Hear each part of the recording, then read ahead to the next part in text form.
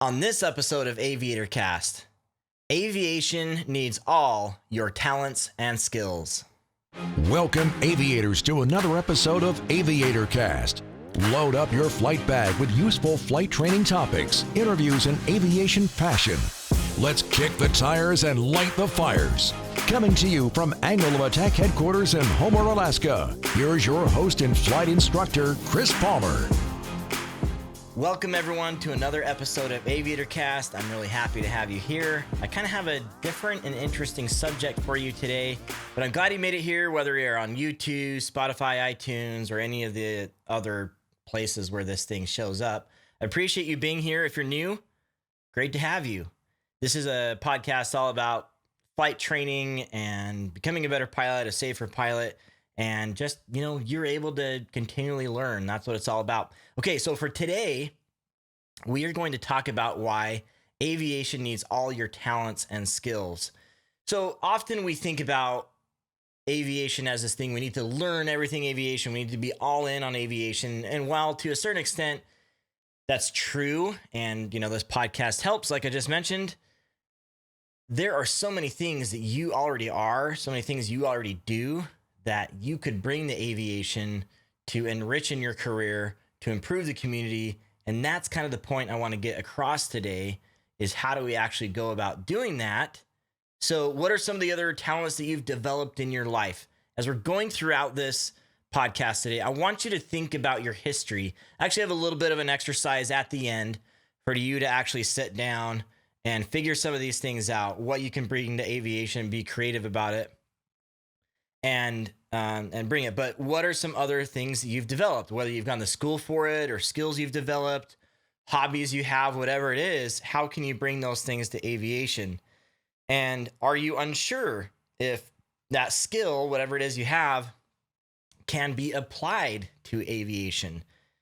That's going to be what we go through today. So I want to talk about my story a little bit first, because I don't ever really talk about my background, which is fine. I don't like talking about myself, but I think in this case, it's applicable to talk about where I came from, okay? And why some of the things that were turning on in the background throughout my childhood and teenage years ended up really blessing my life as I went through aviation and as I grew into the position I'm in now, owning this company and doing what I do. And just as like an end marker, the biggest thing I do in aviation is I create media, like this podcast, like the YouTube videos that I do, the courses that I do. So I do online ground school. I have Check Ride Ace as well. Those are all video-based training courses that I do. That takes a lot of different talents to make that work that aren't really aviation talents. And so that's kind of the end of where I'm at. And yes, I have all the aviation a lot of aviation training and components to that. So, I'm a flight instructor, both airplane and instrument, and commercial pilot, of course. Then the private pilot, instrument, commercial, that's kind of the order it goes in, certified flight instructor. And then I added my instrument flight instructor after that. And then I have this business. So that's my aviation component. Of course, I borrowed most of the things I know from other people in doing that, but have been very blessed to learn how to fly and have a fairly deep knowledge of aviation. Okay, so all of that aside, we're going to set that aside for now, okay? I was doing video at a very early age. What I would do is I would make these model airplanes, the type you put together with glue, that are very intricate, and I would put firecrackers and stuff inside, and then I'd rig them up on a fishing line and film those airplanes coming down that fishing line and show them blowing up in slow motion. I also did filmmaking with the home video camera with just action figures and things like that. I was big into Jurassic Park and Playmobil and all these things. So I did a lot of video making just for fun. I remember the first time I was getting into editing videos, I used the first version of Premiere in 7th grade, and I was editing highlight films of my favorite football team, which is the Miami Dolphins. And it was in the Dan Marino area, and I was nerding out on that. Later on even though I did some football, which was a good time, but I didn't do football in my last few years of high school. I ended up doing the filming and highlight films for the football team and some of the teammates I used to have my senior year. And I did so well at it that they actually ended up like giving me an award at the banquet. So that was kind of funny. So that's kind of my video background, a little bit of my video background. I grew up in an entrepreneurial household. So my dad was a business owner. And so I feel like a lot of those entrepreneurial mindsets and owning a business mindsets, I borrowed from my father. I'm sure just growing up by osmosis, I got a lot of that. On my mother's side of the family, they are all educators. So my grandfather was a superintendent. My uncle kind of followed in his steps and was a superintendent. And every single one of my aunts were teachers in either elementary, middle school, or high school in different capacities. My mom was actually my 5th grade teacher. It's kind of funny. It was a weird kind of mix of motherly things and teacher things. Anyway, I've got too many stories for that. But I've got that education side of me that likes to teach. I enjoy teaching. So entrepreneurial background, education background, video background. I got into tech pretty early. My dad was really good about giving me his nice DSLR, not DSLR, actually just SLR film camera when I was fairly young. I remember being in Washington, D.C. when I was young with a film camera, shooting photos of the different monuments and really even enjoying the Air and Space Museum there, not knowing that I'd become a pilot at the time. But I got into cameras pretty early. I got into tech pretty early, got good at using computers, doing video on computers, doing websites, doing graphic design, just kind of dabbled in everything. I was in a punk band when I was in high school. My first instructor said that I was the drummer. My first instructor said that my footwork was really good when I was using the rudders. And he asked if I played an instrument or something. I told him I played the drums, and he's like, oh, well, no wonder. But I was in a punk band, and for that, we did a lot of audio work, audio editing. We did websites, we did graphics, all sorts of stuff. So I had these things churning on in the background that were kind of adding to this base that I would eventually use. Now, a lot of people kind of leave their hobbies behind from when they're kids and just move on to a career. And I think that's wise in a lot of ways. But for me, it kind of worked out that I just really enjoyed it and it fit in what I wanted to do. But I kind of left all of the video stuff behind for a while. And then I went into flight training and started to do that. Got my private pilot in college. And then got my other licenses in different ways over the years. But eventually decided to bring the two together. I said, hey, several years ago, I was really good at video, and I see this lack of good video editing in the market and really no one doing these sort of products and training. So why don't I do that? So I started pretty early. Gosh, I must have been 19 or 20, doing flight simulation training. Wasn't an instructor or anything yet, but I was just using flight simulators to show how to do stuff, and did it all through video. So that was kind of the beginning of my company. And I've had it in an iteration in different ways over the years since, and grown and grown and grown to where I'm at now, where I do FAA ground schools. I'm a certified flight instructor. I teach people to fly. I share those videos of teaching people to fly. I'm big about making a difference in aviation, teaching people and educating people. And I do that through many different forms of media, just like you're seeing here or hearing here on this podcast. So all of those skills came together, at least in my story, to make me into the professional I am today. And I get to do that in a wonderful place. I get to do it remotely because of the nature of my business. And so I moved to Alaska because I really wanted to live here.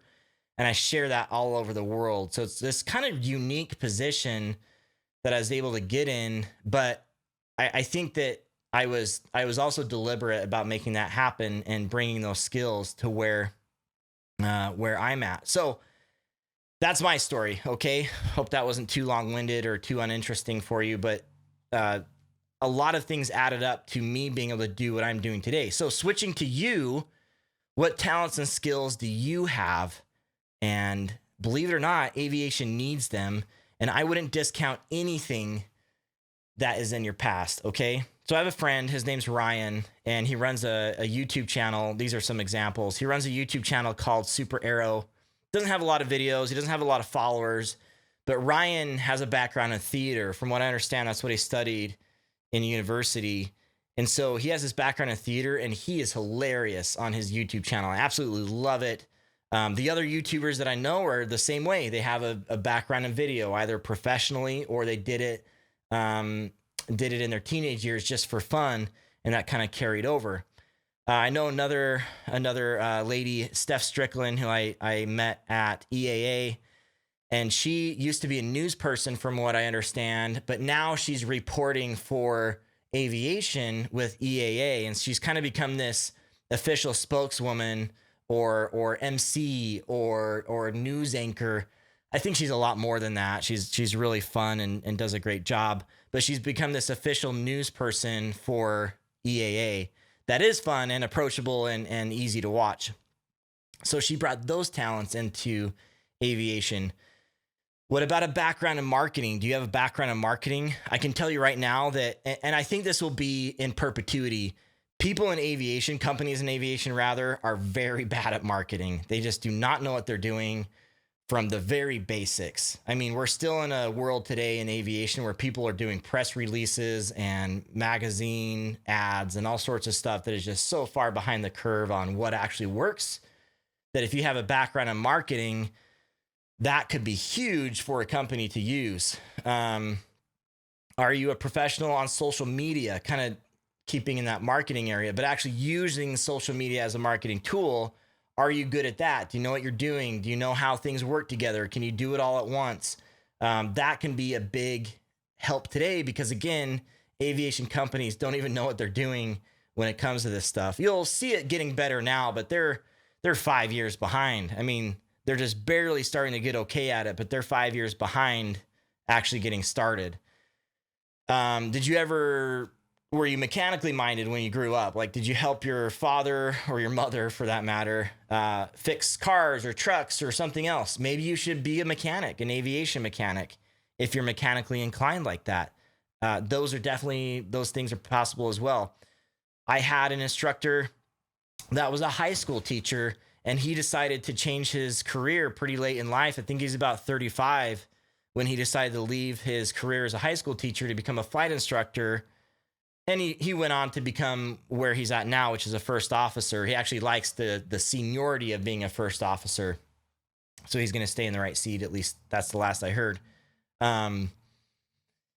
So he was a high school teacher, turned to a pilot, but he was a very good flight instructor. For the low amount of hours he had this maturity of teaching to him that just was awesome. And I failed my first instrument check ride.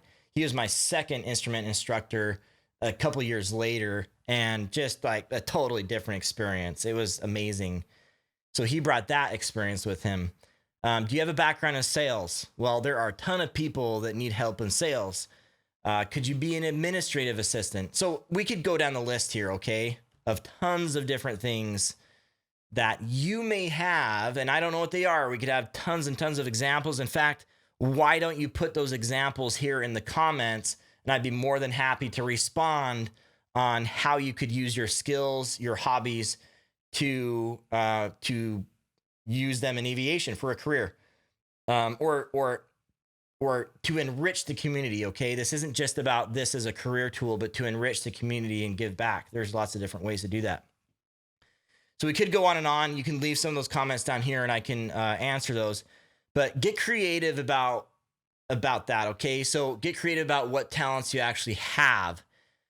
So one thing I did here, you can see, and I shared it, is I wrote down my life story. Feel free to do that. It was interesting for me to reflect back on and see just how serendipitous a lot of those steps were to help me get where I'm at. Now, some of you are going to be in a different position, okay? You've built a ton of skills, you have talents, you have hobbies that you've done, but you haven't necessarily started the flight training component of it yet, and that's fine. But you have all of those to start with, and so that can give you a huge leg up in a lot of ways moving forward, okay? So your life story and the things that you've developed over the years are very important to just write down. Like, write down your life story, at least in terms of talents and stuff. You don't need to give every little detail about every relationship. That's not relevant. But go through and write down your life story. Make a list of the talents or skills or hobbies that you have, and that's going to give you a really good idea of how things are shaping up. I got a Christmas present a few years ago from my mom, and I actually really like this. It's called Strengths Finder 2.0. And what it is it's a system to find out your strengths. And we all kind of have, we have many strengths, but this gives you your top 5. And it's interesting because when I went through this, you actually go online and take this test. You don't necessarily just read through the whole book. You go online and you take the test. It's kind of like an aptitude test. And then it gives you your 5 strengths, and then you go and read about those 5 strengths. And I can tell you right now, it was scary how dead on that was about me.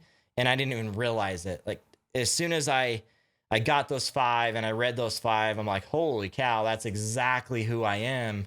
It actually educated me a lot on how I should mold my path moving forward and where my strengths are, rather than always trying to improve my weaknesses. Just build on my strengths and do more of that. Really cool system. So that Strengths Finder 2.0, I'll put a link for that in the description here that you guys can go and get that. But I really like that. So you have your list of talents, you have your life story, you have potentially, if you go through this, you find your strengths, and then you start to get an idea of what you could add in aviation, either to the community or helping someone out, how you can build those things, add those things to what we have here. Because I can tell you right now, there are tons of pilots out there. There are a dime a dozen. I am of the mindset that almost anyone can learn to fly. It's not inherently difficult or impossible to do. It's just another skill, one of those things you learn. We do learn it at a faster pace. It is a bit different because the environment aloft is a different world. And so there's a lot of psychological and just different paradigm shifts, things that happen that make aviation difficult for people. But, I feel like if I was to go through an accounting course, I'm not that super good with numbers, and I'm sure a lot of you are the same way. I feel like I'd have a lot more struggle with that than I would aviation, but maybe you don't. And so you have that strength. You can bring it in the aviation. So what I'm saying overall here is take a step back from this desire for yourself to be a really good pilot, to find a job if that's your eventual goal, or to just be a private pilot, and think about what you can do or add to the aviation community. If you're just adding something not on a professional level, then this is more of an altruistic thing where you're saying, hey, yes, I am just a private pilot, weekend warrior. I have an instrument rating, maybe 2. I don't have any intention on being a commercial pilot, but I have these skills and I want to help the aviation community here. Well, there are plenty of opportunities to do that in flying clubs or EAA chapters or any number of organizations where you're volunteering your time to help people out that could just help out a ton. Okay. Now, if you are going into a career in aviation, actually having these things as your strengths is huge. So right now, just as an example, I'm looking for people to hire to help me grow my business. And so I already have someone on board that's helping with the videos. He's doing a great job so far. And he's not a rated pilot yet, but he does have a background in it. His family's in aviation to a certain extent, and it's going well. Okay. So he has all these video skills, more professional than me, and can help me out. I'm looking for an administrative assistant because I need help organizing what I have and all that I have to do. So what I'm saying there in saying those things is that the talents that you come up with, and I want you to take this serious, the talents that you come up with should not be discounted as things that can help you in your pursuit of aviation to get a career, to grow in that career, to be rewarded in that career, to be honored in that career. There are just so many opportunities in aviation right now that you should be bringing all of your talents to the table to offer that up as a holistic package of who you are. It just makes you a more attractable or a more attractive employee or colleague or whatever it is. Okay. So bring what you have to aviation. We need it. We need to continue to grow aviation. It's in such a huge growth spurt right now. And I can tell you right now, there are companies that are looking for it. There are volunteer organizations that are looking for it. And so, yes, let's continue to pursue this aviation thing. But I hope this has inspired you too to look a bit deeper and find those things that you're already doing that can help you move forward in aviation. I mean, if we're talking candidly here, you could even, say that money is a struggle for you right now to get the time to fly. You could even start to trade your talents for time flying. Those opportunities come up all the time. So consider trading things, talent, skills, time, whatever it is, for what your other pursuit is, which is aviation. And then for those of you that are already pilots, not looking to be pro pilots, think about how these things can help in volunteer situations. If you're looking to get into a career in aviation, think about how your skills and your past, even if it's very recent and just in your teenage years, can help you in the future. I would be hard pressed to find any profession that could not be applied to aviation as well. I can think of a few sketchy things that maybe couldn't be applied, but almost every profession can be applied and mixed with aviation. So I hope you feel inspired today about that. That's it for this podcast and this subject. Let me know in a time code which part of this you like the best, or just tell me, hey, I liked at about this time that you said this, and that inspired me to think more about my talents. If you enjoyed this podcast, remember that you can support us in other ways. Financially, the way that we want to be supported as a company is not through donations really, but just spreading the word about our online courses. If you need them yourself, we have online ground school. We have Check Right Ace. The ground school will help you pass the written test, which is required for your flight training. You can take that test anywhere. Any school has to accept it.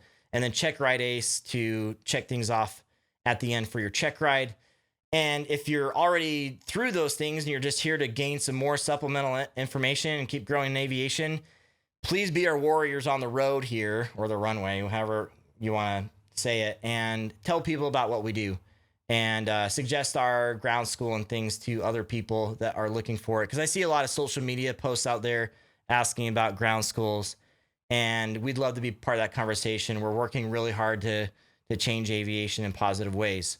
But the most important part is thank you guys. You're contributing so much to this community. I really appreciate your comments. I'm trying to respond to everything. I appreciate your messages, your stories, your struggles.